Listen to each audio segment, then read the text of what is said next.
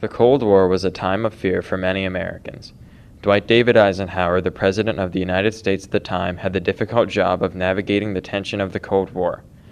It was during this time that his excellent leadership and strong foreign policy shined through for all to see. One of his shrewdest moves in the ongoing Cold War chess game and one of the greatest acts of political negotiation that he put into action was to invite America's most feared and hated enemy, Nikita Khruschcev, to his farm in Gettysburg, Pennsylvania, on September 26, 1959. With this visit, both Khrushchev, the leader of the opposing Soviet Union, and Eisenhower truly gave meaning to the saying, "Keep your friends close and your enemies closer."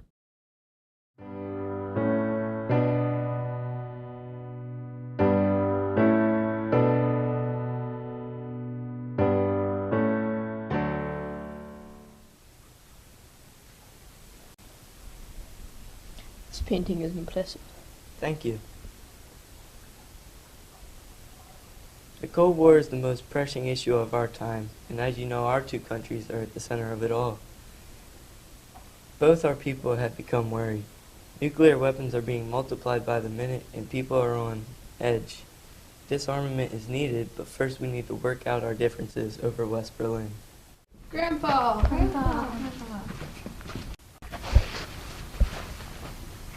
David, Susan, come now, say hello to Mr. Khrushchev. Barbara Ann, Mary Jean, you say hello too. Hello, Mr. Khrushchev. Meet my son John, his wife Barbara, and their children. So, you speak a different language? I speak a language called Russian, or as my people call it, Ruski. Please, sir, can you tell us some words in Russian? Sure, I can tell you what each of your names mean in Russian. David, your name means beloved or friend. And Susan. Well, I don't really know what your name means in Russian, sorry. It's okay. Mary Jean, your name means rebellion or bitter or gift from God. And Barbara Ann, yours is foreign grace. That explains a lot. Hey. Barbara Ann. I now have presents for you from Moscow. Oh boy.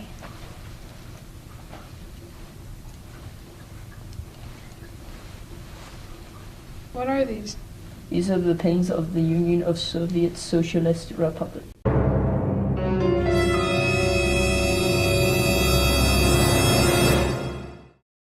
I've been raising cattle here since shortly after I bought this house in 1950, after I finished my military career.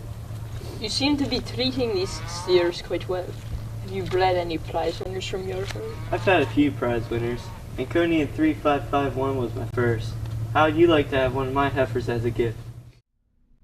Our now close neighbor of the Soviet Union, Mr. Khrushchev, came today for a long-awaited meeting in Gettysburg where I reside. He met my son John and his wife Barbara with their 4 beautiful children. Opposition from the public was expected, but the fact that government officials denounce the leader of the nation in which we are trying to mend ties with is absolutely ridiculous and uncalled for. The meeting was a success. We have newly made ties and tensions have decreased significantly. Relations will now be opened for the first time in many years. And so it was that two Cold War enemies got to know each other at a farm in Gettysburg and parted ways, agreeing to end tensions over Berlin and to meet again at a summit to further discuss peace. Khrushchev even invited Eisenhower to come visit him in the Soviet Union. 8 months later, the bond created that day was lost. An American U-2 spy plane was shot down and recovered by Soviet forces, along with the pilot. The United States originally tried to pass off the U-2 as a harmless weather research plane. However, Soviet analysts saw through the ruse. Khrushchev, angered at the recent development, walked out of the Paris summit, a meeting of many powerful nations scheduled as a result of Khrushchev's successful visit to the Eisenhower farm, where peace and demilitarization treaties were to be put into action. The silence between the USSR and America resumed, continuing for another 30 years. However, the meeting of these leaders in Gettysburg had lasting positive effects. The people of both nations began to tolerate each other a little more.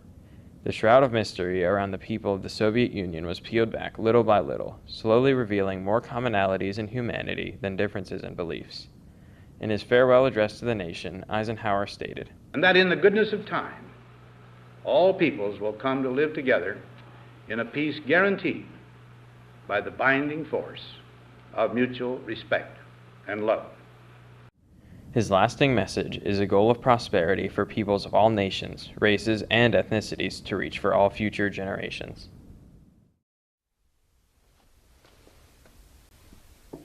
Checkmate.